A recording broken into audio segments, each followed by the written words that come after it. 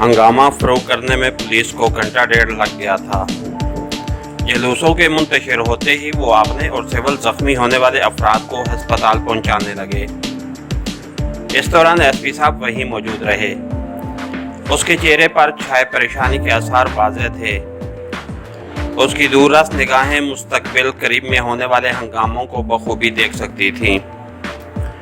Inspector Dilshad अमीन भी कुछ कम परेशान नहीं था। यह सारा हंगामा उसकी लापरवाही का नतीजा था। दिलशाद, अब मैं जा रहा हूँ। तुम कोशिश करो कि मुल्ज़मान को जहरीला मशरूब पिलाने वाला मुजरिम पकड़ा जाए। इस तरह एक तो साजिश का असल मुजरिम बेनकाब हो जाएगा, दूसरे तेरी भी बचत हो जाएगी। अगर मुजरिम का पता चल जाए तो मुझे फौरी इत्तला करना। उसके बरक्स होने की सूरत में सारी रिपोर्ट बनाकर डीएसपी के हवाले कर देनी है। उसी के ज़रिए आपको मज़ीद आकाम मिल जाएंगे। ठीक है सर, दिलशाद अमीन जवाबन बोला और एसपी सर हिलाता हुआ वहाँ से रुखसत हो गया। उसके जाने के बाद वो चंद मिनट तो लाहे अमल सोचता रहा कि तफ्तीश का आगाज़ कहाँ से करे। फिर एक नतीजे पर पहुंचकर उसने हवलदार खुर्शीद को अपने पास बुला लिया। यस सर, खुर्शीद ने उसके पास आकर सलूट करते हुए पूछा। खुर्शीद, एक तो आखिर में जो इजाफी नफरी आई थी उसे इंतजामी कामों पर लगाकर पहले वाले मौजूद तमाम अफराद को थाने में इकट्ठा कर लो। दूसरा, अपनी निगरानी में तमाम की तरतीब से लिस्टें बना लो और तीसरे, फिंगरप्रिंट के माहिर को बुलवाकर मुल्ज़िमों की लाशों के साथ मिलने वाले गिलासों से फिंगरप्रिंट ले लो।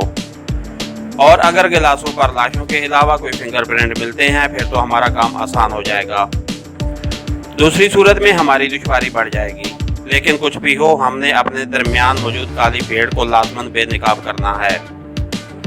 इंशाअल्लाह सर, खुर्शीद दुआया लहजे में बोला। लेकिन एक छोटी सी प्रॉब्लम है। कौन सी? सर, पहले मौजूद अफराद में से कुछ ऐसे भी हैं जो मामूली या शदीद जख्मी होने के बाद अस्पताल भेजे जा चुके हैं। उनका क्या करें? उनको फ़िलहाल वहीं रहने दो, बाकियों से पूछताछ करने के बाद उनका मामला देखेंगे। और खुर्शीद सर हिलाता हुआ ऑफिस से निकल गया।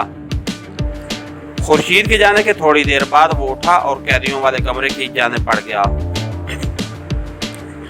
कैदियों को किसी ने छेड़ने की कोशिश नहीं की थी।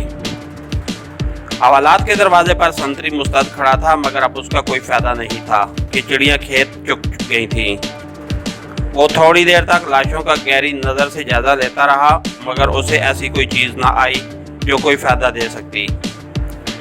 उसे वहां रुके थोड़ी ही देर हुई थी कि खुर्शीद फिंगरप्रिंट के माहिर के साथ वहां आ पहुंचा। एक मखसूस पाउडर गिलासों पर छिड़क कर वो फिंगरप्रिंट्स लेने लगा। उसे अपने काम में मसरूफ छोड़कर वो खुर्शीद से मुखातिब हुआ। तुम जाओ, जो बाकी काम बताए हैं वो करो, मैं यहाँ मौजूद हूँ। खुर्शीद सर हिलाता हुआ वहां से रुखसत हो गया। वो माहिर खामोशी से अपने काम में जता रहा। काम खत्म करके वो दिलशाद से बोला, सर, मैंने अपना काम खत्म कर दिया है।